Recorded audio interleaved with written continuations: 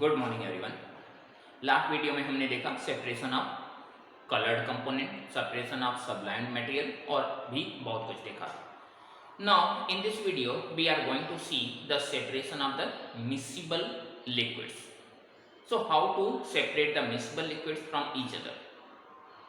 The process which is used for the separation of miscible liquid is the fractional distillation. What is the condition for the fractional distillation? In the case of fractional distillation, we can separate those of the liquids having boiling point difference by 25 degrees Celsius by the process of fractional distillation, and the liquids may be miscible by the nature, will be miscible by the nature. So here we are going to see that how we will separate the material. So here is the arrangement for the separation of the miscible liquid for the fractional distillation. What are the arrangement? Here this one is the Bunsen burner. This Bunsen burner is well known as a spirit lamp. This one is the wire gauge. This is used for spreading the heat all over the system. This one is called RB flask, यानी कि round bottom flask. This one is air condenser, and inside this air condenser, these are the dots are representing the glass beads. This is a stand, thermometer, water condenser, and this one is conical flask. Now in this arrangement, when you will put the material, this is the mixture, that is the mixture of miscible liquids. When you will heat this mixture, I have already told you that the mixture must have the component must have the difference of the boiling point by 25 degrees Celsius.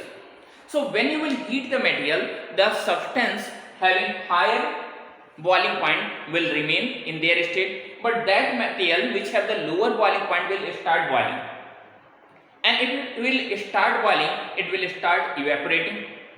So the material having lower boiling and melting point will start evaporating, and this evaporation will take place through this route.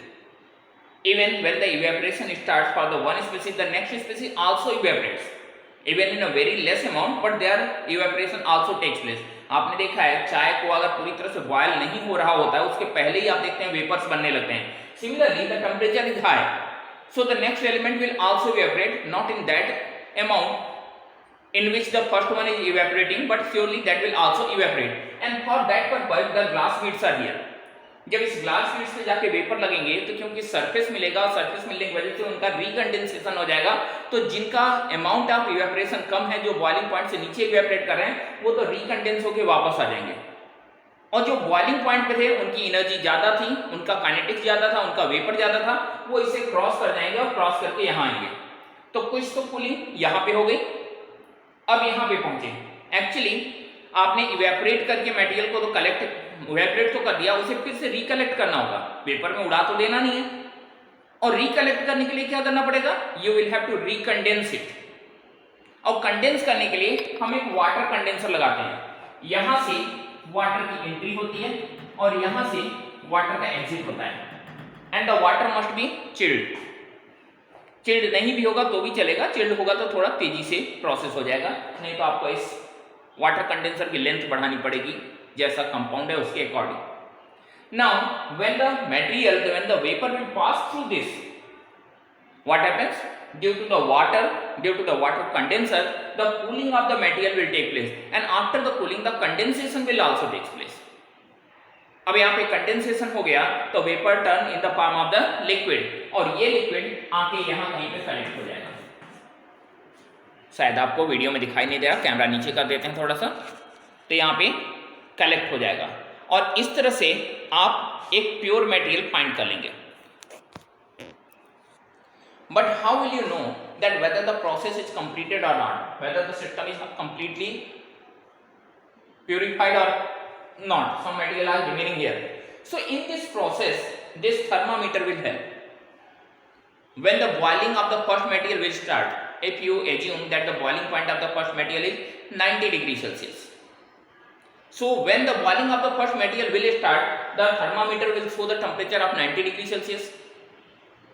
And till the boiling will continue, the temperature will remain same, because you have already studied that during the change of state, that is the boiling, freezing, melting, whatever the process is, during the change of state the temperature remains constant. तो जब तक ये boiling होती रहेगी तब तक temperature maintain रहेगा, temperature vary नहीं करेगा।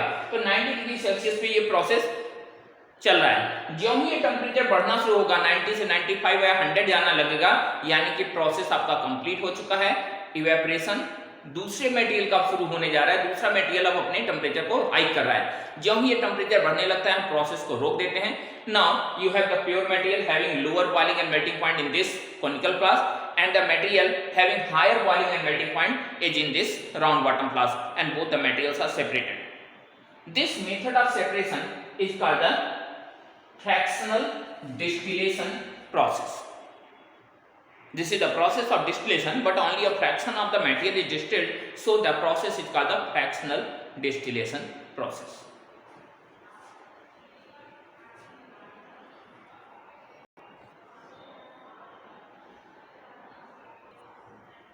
Now we are going to see the separation of the atmospheric gases. The method is called compression method.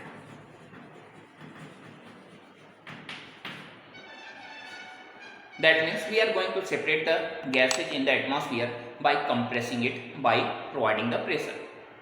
So what are the components of the atmosphere? When you will talk about the components of the atmosphere, there are mainly three components: carbon dioxide, oxygen and nitrogen. Even argon is also available, but the amount is very low, 0.02% approx.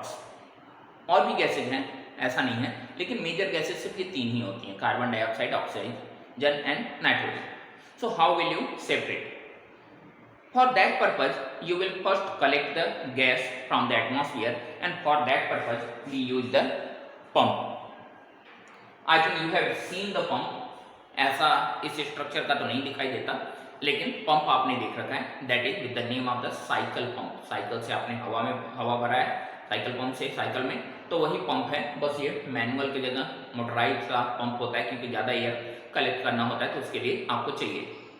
Cycle pump का अगर आप action देखा होगा तो उसमें एक cylinder होता है जिसके अंदर एक पिस्टन घूम रहा होता है, और उससे आप हाथ से ऊपर करते हैं, फिर नीचे करते हैं, ऊपर करते हैं, फिर नीचे करते हैं, और इससे होता क्या है, ऐसा करने से हवा भर जाती है आपके व्हील्स में। क्या होता है रियल में, एक्शन क्या होता है? जब आपका पंप नीचे जाता है तो जो गैस है उसे यूं दबा देता है, और जब ज़्यादा दबाता है तो उसके ऊपर प्रेशर बहुत ज़्यादा हो जाता है, और पंप के अंदर प्रेशर ज़्यादा हो गया, व्हील्स के अंदर प्रेशर रिस्पेक्टिवली कम हुआ, तो हायर प्रेशर से लोअर प्रेशर की तरफ एयर का मूवमेंट हो जाता है। ओके, अब यहाँ पे जब उसे फिर से वापस खींचते हैं तो पंप में आपने ध्यान दिया होगा एक छोटा सा होल होता है, उस होल से फिर से एयर अंदर घुस जाती है, और अंदर घुसने के बाद फिर से एयर हो जाती है, फिर उसे कंप्रेस करते हैं, फिर वो व्हील में जाती है। Same process will be conducted here. The air will enter from this side and will emit from this side, will exit from this side. One way entry है, एंट्री जहाँ से होगी वहाँ से निकलेगा नहीं, जहाँ से निकलेगा वहाँ से एंट्री नहीं होगी। वाल्व लगा दिया जाता है इसके लिए, साइकिल के वाल्व आप लोगों ने देखे होंगे, वैसा ही कुछ।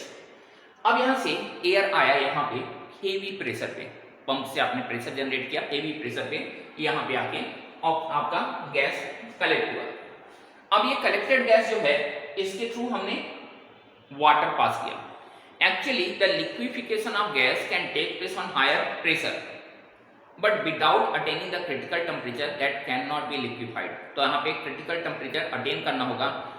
कार्बन डाइऑक्साइड के लिए ये लेस देन 30 डिग्री सेल्सियस होता है, 29.8 डिग्री सेल्सियस होता है। अब यहाँ पे जब इसके थ्रू पास करेंगे वाटर, वो भी चिल्ड वाटर, तो पानी बहुत ठंडा होने की वजह से मटेरियल ठंडा हो जाएगा, और ठंडा होने की वजह से जो कार्बन डाइऑक्साइड होगा उसका लिक्विफिकेशन हो जाएगा। एक्चुअली कहते तो है लिक्विफिकेशन हो जाएगा, लेकिन लिक्विफिकेशन कैसे होगा?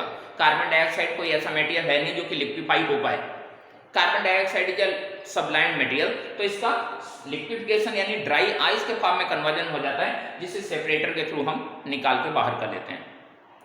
अब आपका कार्बन डाइऑक्साइड निकल गया, बचा क्या? Oxygen and nitrogen.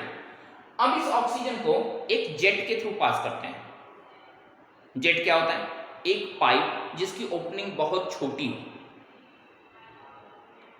ऐसा आपने देखा होगा बहुत जगहों पे, व्हीकल्स में जो लगे होते हैं कार्बोरेटर, उसमें होता है जेट, या फिर और भी कहीं पे देखा होगा जहां हवा आपके एरेशन करते हैं, गाड़ियों में एरेशन करते हैं, धूल मिट्टी उड़ाने का काम करते हैं, वहां पर भी इस तरह की पाइप्स आपने देखी होंगी।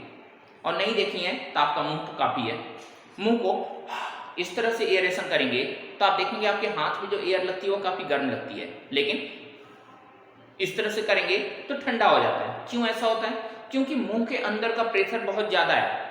इस तरह से किया आपने तो मुंह के अंदर प्रेशर बढ़ गया, लेकिन जब बाहर रिलीज होता है तो बाहर रिलीज होने पर प्रेशर कम हो जाता है, और ज्यों ही प्रेशर कम होता है कूलिंग आ जाती है।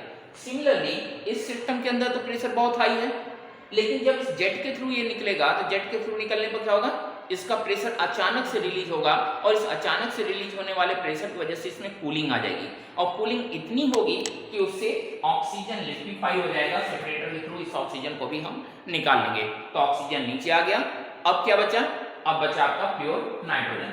सो in this way you are able to separate the carbon dioxide here, oxygen here and the nitrogen here. So this is the easiest way for the separation of the oxygen, nitrogen and carbon dioxide. Especially for the preparation of the nitrogen, in this process is used because our atmosphere is containing 78% of nitrogen. So there is no need of preparation of the nitrogen by any of the other method. तो हमें जब भी nitrogen की जरूरत पड़ती है हम उसका सेपरेशन कर लेते हैं, उसे हम कहीं से प्रिपेयर नहीं करते हैं। So this is the way for the separation of the atmospheric acid. The name of the process is the compression method. It's enough for today. In the next video we will see how the water treatment takes place. What is the water treatment plant. Thank you and have a nice day.